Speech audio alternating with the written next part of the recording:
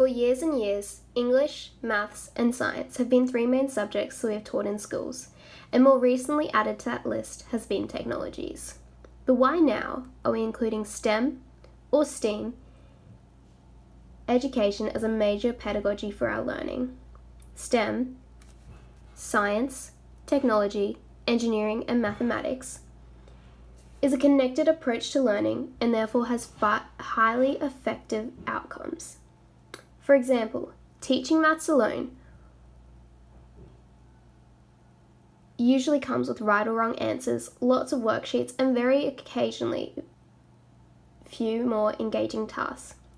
Teaching a STEM unit, even with a heavy focus on mathematics, allows students to understand how real-world designers, engineers, or anything like this use these commonly taught subjects in school to create great things in our everyday lives. If we want to prepare our kids for the future, then why not allow them to complete tasks such as these in a real-world context?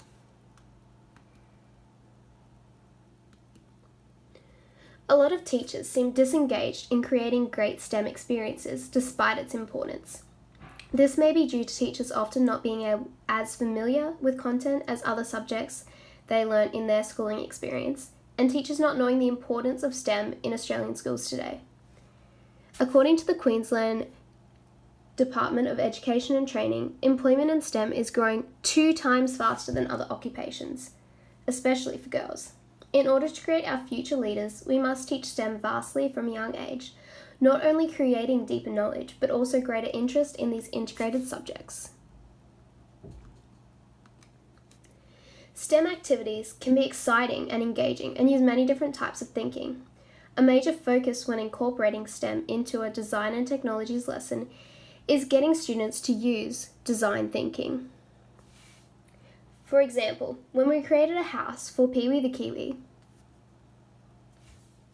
we had needs that had to be filled, rather than just creating a good-looking or a creative design.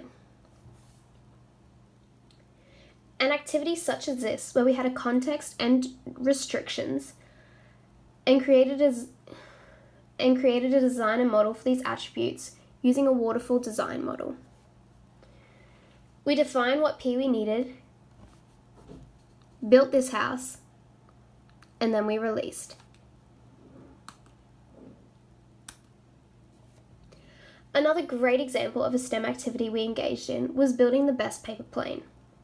We used a design process by investigating different paper plane designs. We designed and produced these planes and then evaluated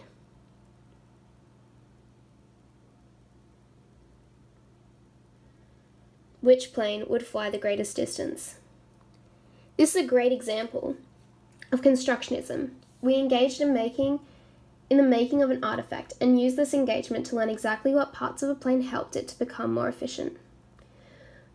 If we worked as a team to create this best plane, we would be using distributed constructionism, which would increase the collaboration used within the STEM task. We used our knowledge of lift, thrust, drag, weight, force, gravity, and aerodynamics to make predictions. We used the paper as a major technology and laptops to record our data. We used an engineering design process. We could incorporate mathematics if we focused more on measurements during our design. Using this abductive thinking, we were able to combine all aspects of STEM into one exciting project. Some other examples of STEM activities we completed recently includes creating the tallest tower out of a set of Lego, creating a boat out of paddle pop sticks and straws that will hold 10 marbles, creating a healthy food container using the food and fibre aspect of design and technologies, creating a story using digital technologies, and engaging in coding activities. I also recently created a chicken pen design activity in my lesson plan, which used a lot of these great STEM principles.